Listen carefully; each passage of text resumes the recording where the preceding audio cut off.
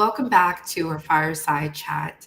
Today, I have the privilege of interviewing Cerise Castle in honor of Black History Month. Welcome, everyone, to Black History Month. And this month, we'll be covering a series of African American and Black stories that are often untold and not highlighted. Today, Cerise Castle is with us, and she will be talking to us about her work, particularly around the fires that's been going on in LA, in addition to a work around deputy gangs. I get the privilege of introducing Cerise today, and following that, we'll go through a series of questions. For those that are watching and tuning in, we would like for you to uplift this message by sharing it out to your colleagues and to your loved ones, as well as ensuring that we can get this message out to as many as possible. We also want you to follow us on our social media platforms at iraise.org, as well as visit us on our website at www.iraceinc.org. Cerise, thank you so much for being with me today and for sharing your work and your story. It's my pleasure. Thank you so much for having me here. Absolutely. Cerise Castle is a Los Angeles-based journalist specializing in art and culture, civil rights, criminal justice, and human interest stories. She wrote the first history of deputy gangs inside the Los Angeles County Sheriff's Department. She also created, produced, and hosted A Tradition of Violence, a podcast detailing the history and criminal activity of deputy gangs that earned her, the 2022 International Women in Media Foundation Courage Award, the American Journalism Online Award for the best use of public records, and the American Mosaic Journalism Prize. In 2024, Castle was a Poynter Fellow at Yale University. She has produced and hosted segments for the Emmy Award-winning nightly news program, Vice News Tonight, NPR, and nationally radio program Marketplace. Castle also has produced podcast series for Audible, iHeartMedia, and Wondery. Her reporting and commentary has been featured in ABC, Capital and Maine, The Daily Beast, The Los Angeles Times, The Land, Los Angeles Magazine, MTV, and The Salon and Vanity Fair.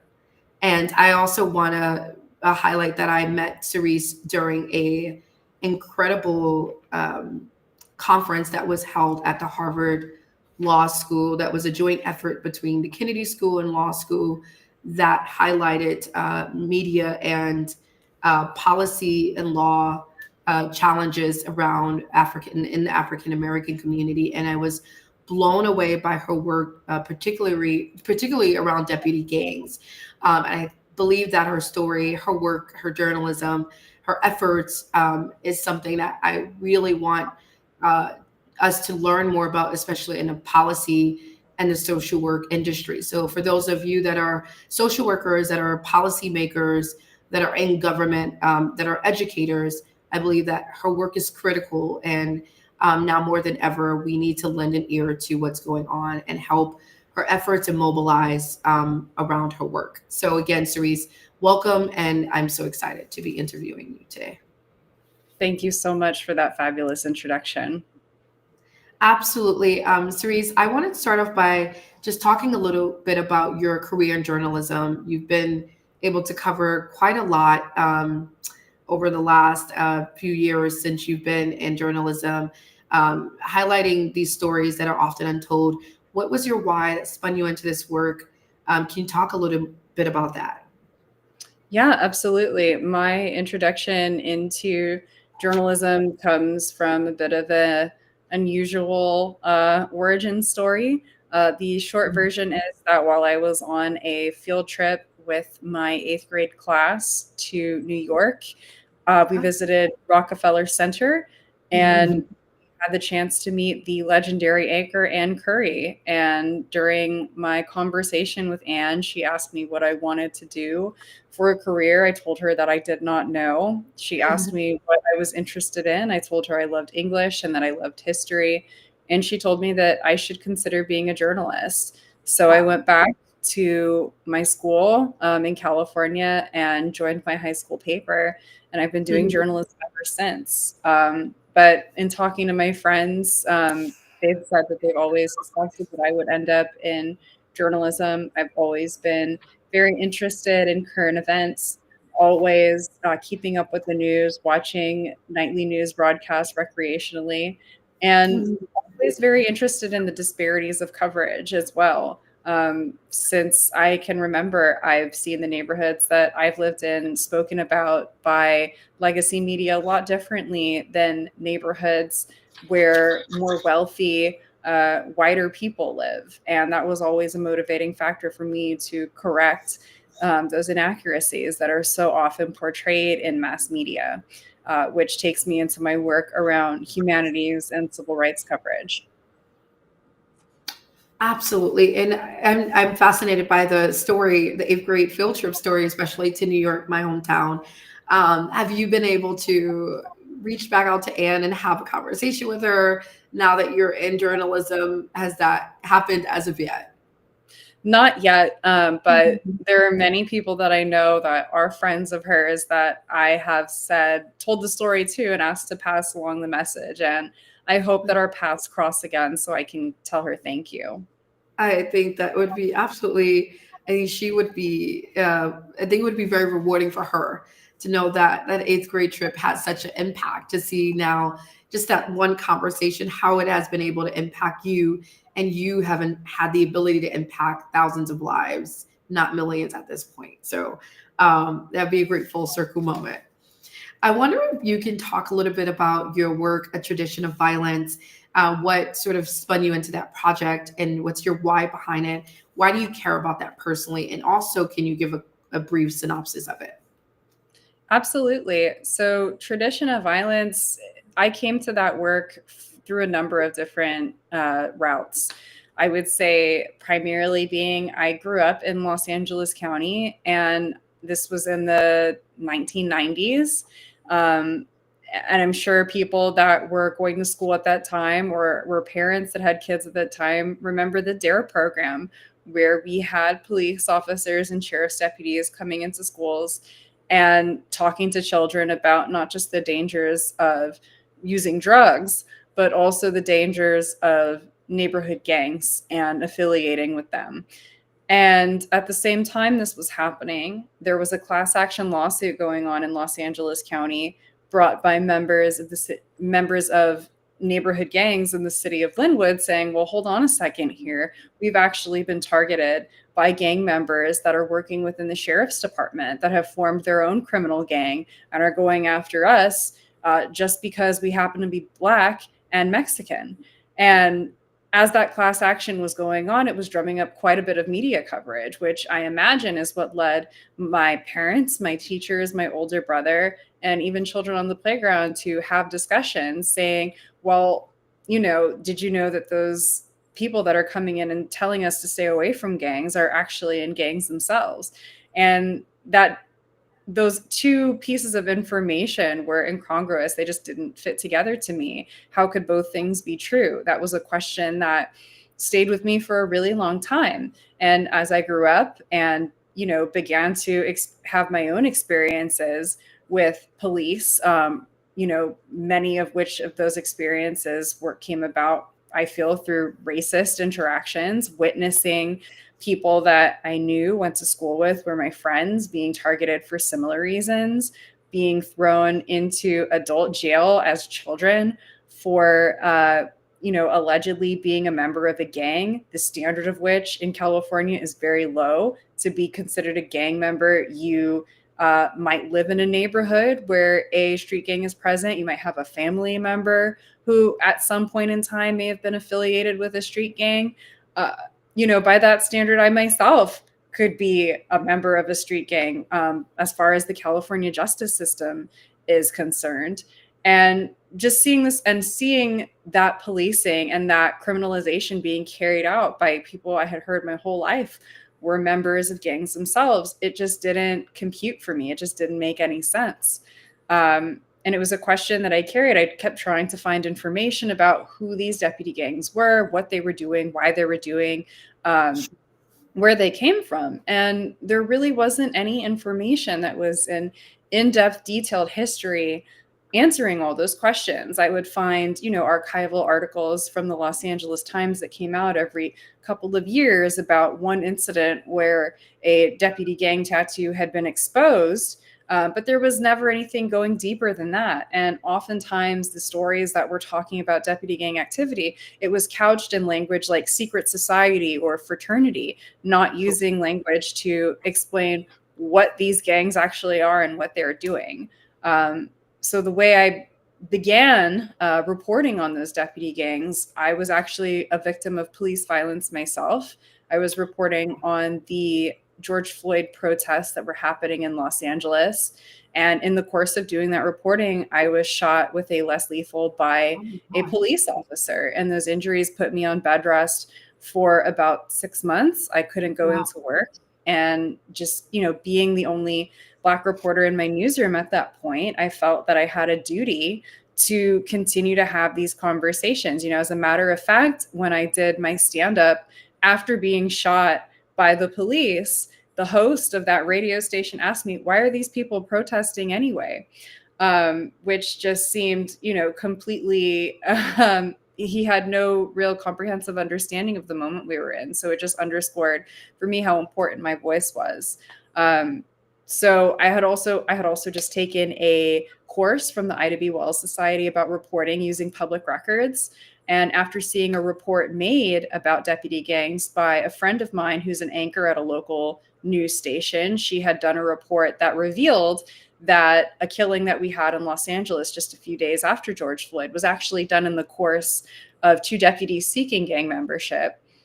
I knew that it was time for me to start this investigation. So from my couch, I started filing public records requests, and I was able to return information that led me to write this 15-part series, highlights of which include I've now uncovered 25 different gangs, criminal gangs that are operating within the sheriff's department. They form within the sheriff's department. Their members are members of the sheriff's department. They've been responsible for the deaths of up to 30 people. The settlements resulting from civil lawsuits brought by the families of the people killed have cost Los Angeles taxpayers over $100 million.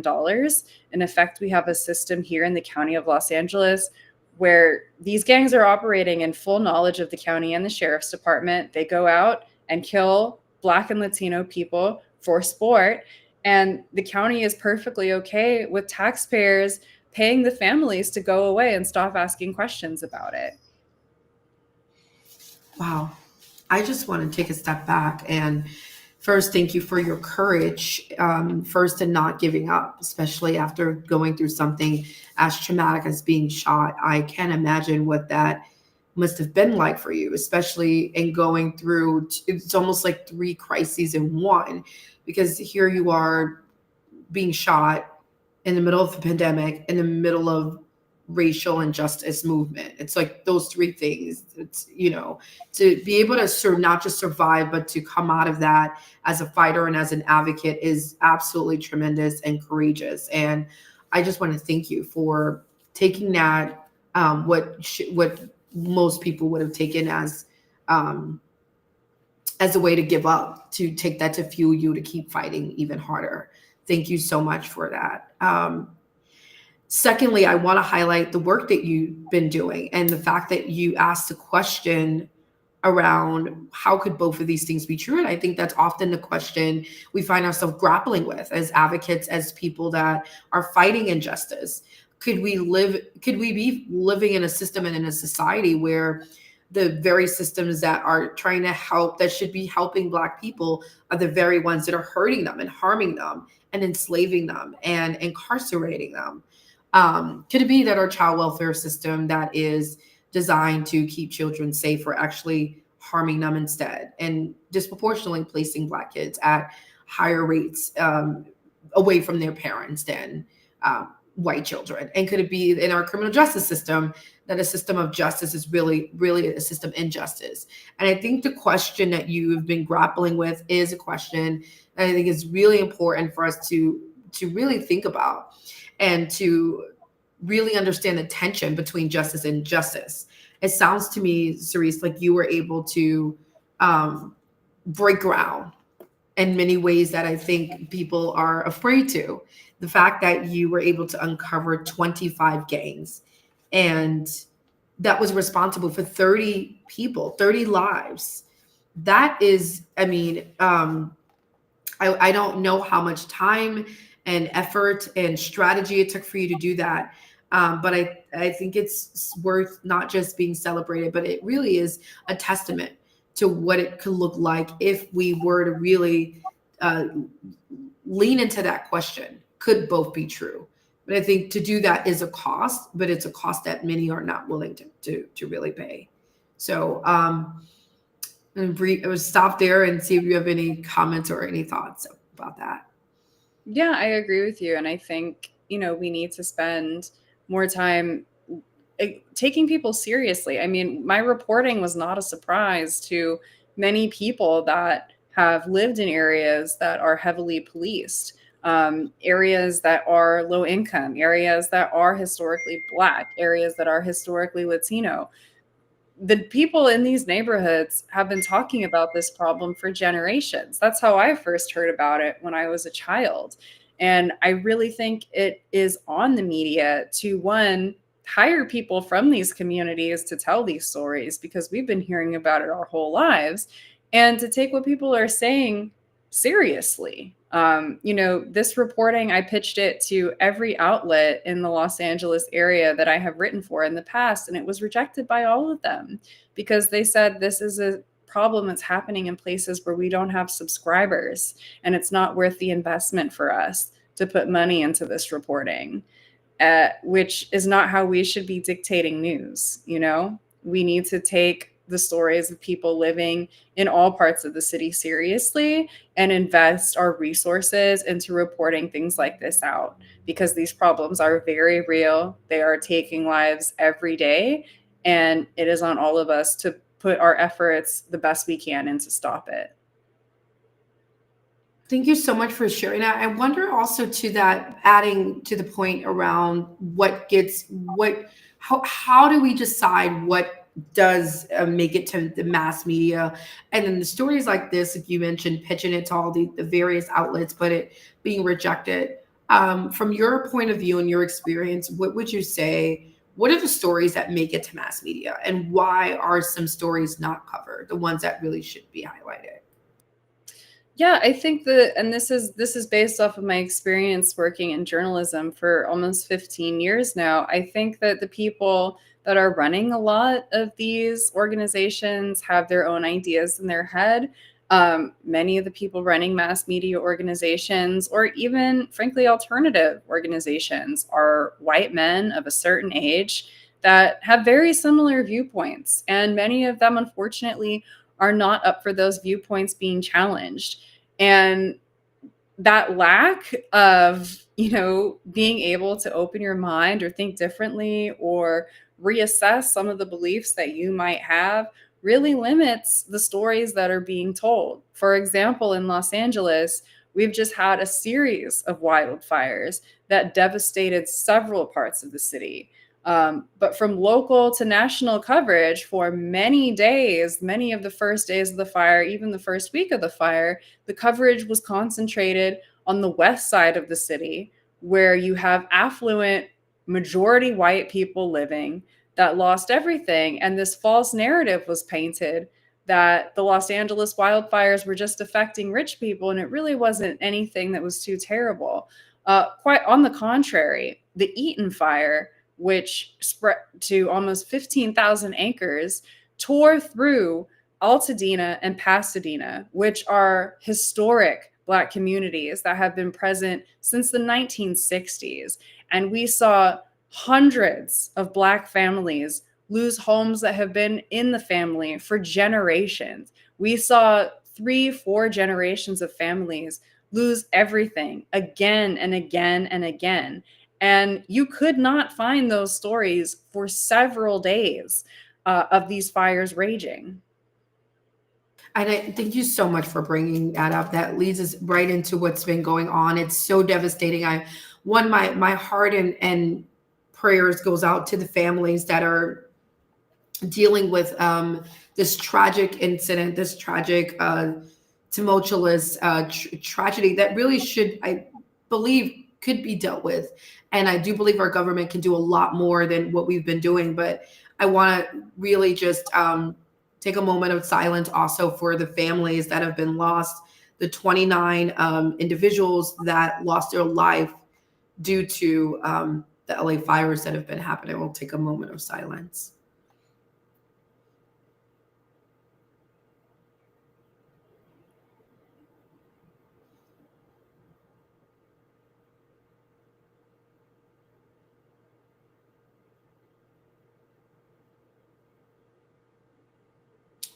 And I think even during this time, Cerise, you highlighted one of the communities, Altadena, and also you've covered this story yourself, being out there and also being an LA resident. And you've been able to see that 17 out of the 29 individuals actually came from this particular community. That's about 60% of the deaths were are from a Black community. And the fact that this is not highlighted, is not it's not making mass media. It makes you question, what's going on. Why are these why is this being hid? And I'd love to hear more about what you have seen yourself being out there, being on the front lines with the families that have lost their homes. Black families, as you mentioned, hundreds have been displaced, homes that have been in their families for generations, which means not just losing a home, but essentially losing wealth, generational wealth that would essentially have been carried to the next generation. And what does it mean for these families? If you can speak a little more to what you've been seeing directly with your own eyes, what have you witnessed? What have you seen out there on the front lines? And why is this not, from your opinion, not making mass media? I think that one, the mass media is grossly misinformed about Los Angeles. Uh, Media is centered in New York, and many people in New York, it's across the country. It could be an ocean away. People aren't following what's happening day to day in Los Angeles. And when people on the East Coast think of Los Angeles, I think they're thinking of, you know, beaches, they're thinking of big houses, they're thinking of celebrities, they're thinking of Malibu, places like that. So when you have a wildfire break out in a place like that, news directors are saying, we got to get that shot. We have to show that flaming mansion on the beach, falling into the ocean that belongs to Justin Bieber. And unfortunately, that was a lot of the coverage that we saw. Even watching local news, I remember watching KCAL, our local CBS, which is one of my favorite stations, but they are not above criticism. They said during several live broadcasts that I were watching, we are only focusing on the Palisades fire right now. And this is in the midst of the Eaton fire roaring out of control, devastating, blocks and blocks of neighborhoods, going even beyond media. The reason that has come out that perhaps so many people died in Altadena is that they never got an evacuation warning. People to the east of Lake Boulevard got that warning. People to the west, which was a predominantly Black neighborhood, never got that alert. Many people that died defending their homes because, I think they did not know how serious this was. And they weren't informed by the government that it was time to go and that things were dangerous. One gentleman, I read in his obituary, he was found with the hose in his hand outside of his home, just trying to save, I'm sure, as you said, something that has been in his home for generations, a piece of generational wealth that is so hard to come by for the Black community in this country. And what I've seen on the front lines going out to Altadena, going out to Pasadena is, yes, miles and miles of devastation. I'm sure people have seen footage coming out of Gaza, seeing miles of homes completely leveled and turned into nothing but rubble. It's striking the similarities that you can see walking through Pasadena and Altadena right here in the United States. Truly, just entire communities leveled, leaving nothing but brick behind. And what's scary is seeing, again, a lack of communication by local government. People aren't being warned about the dangers that are in the air. Many of these homes were built prior to the banning of substances like asbestos and lead pipes. So you have this toxic ash that is being drummed up in the air and that is being further dispersed by people trying to go home and clean up what is left and pick up the pieces. People, you can go out there and see people with no protective gear digging through the ashes, trying to find a piece of their lives that has been destroyed. And something really needs to change, because this is just going to lead to another environmental crisis to a community that is already so vulnerable when it comes to environmental hazards. And it sounds like that's exactly where we are. Like, we are in the middle of a public health crisis when you have people inhaling toxic ash. It's just a loss. It's devastating. Okay. And, to have had that piece of property or that home, what it represented for those families, how hard it must have been. We're talking about what, 3-4 generations. I don't know, Cerise, what was that, in the early 1900s, maybe? Right after the Emancipation Proclamation, not many years after, that these folks have been in these homes. And these homes, I'm sure, have been a source of strength and stability and wealth for these families.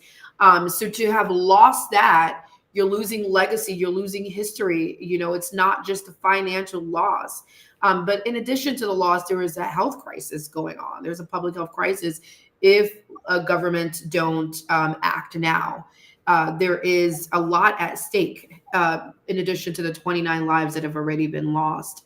So I, again, want to commend you for your courage and highlighting and being out there in the front lines, and speaking to people in real time about what's going on and their stories. Cerise, I'm wondering if there may be churches or nonprofits or schools that are listening and they may not know how to help these families. Are there any specific strategies or any specific advice that you would give them on where to start and how to help around immediate relief efforts? Absolutely. I would, of course, point to organizations that have been doing this work long before the crisis. There's a fantastic group, Pasadena for All, that is engaged in mutual aid in Pasadena, that has been doing it for almost 5 years now, reaching out to the most vulnerable Pasadena residents, many of which are Black and Latino, giving aid, providing aid, working with people that have become unhoused as a result of the fire, giving them the minimum things that they need to restart their lives, things like toothpaste, underwear, really the bare necessities that people are just completely without. There are organizations like the Pasadena Job Center that are working with undocumented immigrants, day laborers that actually were responsible for cleaning up the city after the wildfire. The city of Pasadena and the county of Los Angeles, they did not send in workers to clear those down trees and debris that were blown about by those winds that drove the fire. That was the Pasadena Job Center sending day laborers out to work for free to pick up those trees, to pick up those leaves, to pick up that ash and bag it up and take it away, because the city government wasn't doing it. So really, community organizations that have been in this fight long before this crisis, I would look to them. Local organizations have led the way before, and they will take us out of this.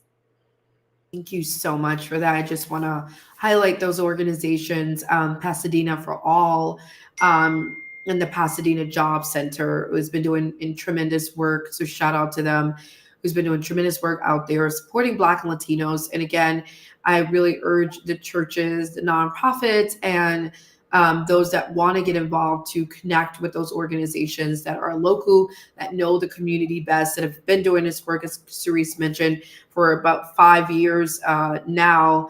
There are many people are trying to restart their lives, and we are so privileged sometimes that we may not even realize it. If you are able to help, especially in light of Black History Month, reach out and donate. There are so many household items sometimes that we don't even realize we don't need. Or maybe on that trip to the market or whatever, use that as an opportunity to teach your children, to teach your communities, to teach your classroom. I think even schools can get involved. I know many years ago, we used to have something called pen pals. I'm sure DOE probably doesn't do it anymore, Department of Education. But what it taught us was that there are kids that may not be as fortunate as we are. Starting drives through schools and sending those materials out to these organizations are all things that we can think about doing to help and support those that are going through this crisis and this tragedy right now. Absolutely. I'm wondering that my last question, Cerise, was sort of my last question is, I think you've been doing such a superb job around covering media and the intersection of sort of human rights and media. But then I also think the other aspect of it is policy. And it is really understanding how these industries can come together to break certain cycles of oppression, of systemic oppression and systemic racism that we know has been very pervasive and long-standing. What are your thoughts around ways that media, policy, and human rights could work better or collaborate better in order to move certain complex problems like these forward, to see some level of progress within African American communities, specifically around systemic oppression and racism? Yeah, absolutely. I really think that now is a time for people to be organized in, one, getting out their narrative, and two, taking action on these issues that we're speaking about. I think it's imperative that the media, take seriously stories that are coming from community. I think one thing that we've heard consistently over the past couple of years is that media is out of touch with what is happening. And I think that's true. We're losing one local paper a day in this country, and that comes with the sacrifice of communities being misinformed. And when you have communities that have been systemically undervalued and systemically oppressed, like the Black community, a loss of a local paper like that is devastating. How will people know about these church drives that are going on? How will people know about aid that is given out to people in need? And how will people know about problems that are going on in the community and the groups that are working to put an end to it? So one, I think it's imperative that people support local journalism. So nonprofits, churches, people that are doing the work have a venue to get the word out about that work that is being done. And secondly, I think that, journalism has a lot to learn from those groups as well. I think there needs to be more collaboration as far as covering work that's being done. I think so often, there tends to be, there's a tendency in media to, cover stories that whoever the leader may be may think, be attention grabbing and drive clicks. But so many local stories will do that if you just let it give it a chance. So a media organization working with a local nonprofit to talk about the issues that the nonprofit is working about, to learn about actions that are being taken, and going out and covering those issues is imperative for all of us to continue to build and to survive. Cerise, thank you so much for that well-rounded answer and response. We talked about quite a lot today, and I just wanted to just do a quick recap of your work. We started off with talking about the tradition of violence and what sort of led you into that work, and the things that the corruption really that you uncovered in terms of the deputy gangs that have been going on in LA, the 25 new gangs that you uncovered, the 30 lives that were lost through this, grieving families, particularly African Americans and people of color that have been susceptible and victims of these crimes, these heinous crimes. that you have been able to, through your work, you've really shown the power of media when you cover the right stories and when you listen to the local community. You talked also about the tragic fires that have been going on, and the unfortunate deaths, 29 lives that were lost, 17 of which were from a Black community, Altadena, that you were able to cover through your work. And I think one of the common threads and themes is really the power of information and what can happen. One, when we are actually partnering with the communities that are affected most, whose stories need to go out to get out, that we're listening and making sure those stories are brought into mainstream. And then two, that there is some kind of action that after media, what do policy officials and government officials do once this is out? How do we bridge that gap? How do we sort of work together across industries so that we can really begin to dismantle a lot of the oppression that's been happening? Any follow-up comments or last thoughts that you would like to leave with the audience today? Well, I hope the audience has found this conversation enlightening. I hope that people learned something new today, and I hope that people are feeling inspired to go out into their community and take an action today that can make a difference in the lives of someone else and for really the greater community and for the greater good. Thank you, Cerise. Tell us, please, how could we follow your work, and if there are any particular organizations, civic organizations, policy organizations that are interested in your work, mobilizing and supporting, what can they do to get involved? Absolutely. So you can keep up with my work by following me on social media. I am on Twitter and Blue Sky as Cerise Castle. I am Your Majesty on TikTok and Instagram. You can also find me on my website, which is my name, cerisecastle.me. If you're interested in learning more about getting involved in the continued battle for accountability for the Los Angeles County Sheriff's Department, I recommend checking out the Check the Sheriffs Coalition, which has been working for 5 years now to get some accountability when it comes to deputy gangs. And if you're interested in fire relief and doing more to help these families that have truly lost everything and are having to start from zero, I would recommend reaching out to Pasadena for All, the Pasadena Job Center. The First AME Church here in Los Angeles has been doing some work there as well. Any mutual aid organization in the Pasadena or Altadena area, I would encourage you to reach out to. And thank you on behalf of all Angelenos for your support. Thank you so much, Cerise. Thank you. Thank you for your work. Work is an understatement. Thank you for answering your call to this work that is often not rewarding. That's very taxing emotionally and mentally. I really just want to say thank you from one Black woman to another. Thank you for sticking it in there. Thank you for the fight. Thank you for all that you've been contributing to our community. You're definitely a testament, and your courage is absolutely impacted so many lives. So thank you, Cerise. Thank you. Thank you. Yes, absolutely. Thank you.